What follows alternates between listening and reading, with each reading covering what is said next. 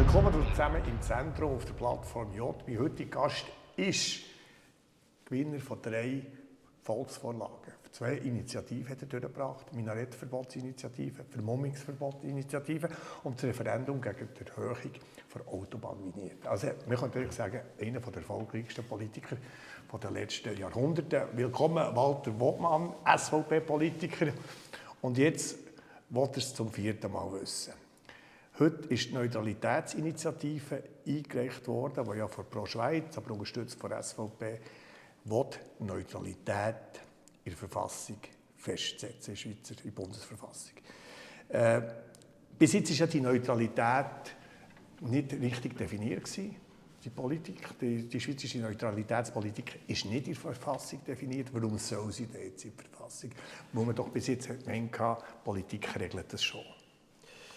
Ja gut, die schweizerische Neutralität, also die immerwährende, integrale, bewaffnete Neutralität, ist ja eigentlich ein Erfolgsmodell für die Schweiz.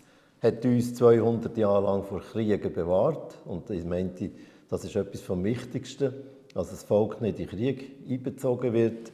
Und ist auch völkerrechtlich anerkannt, respektive ist schon 1814, 15 Im Wiener Kongress? Ja.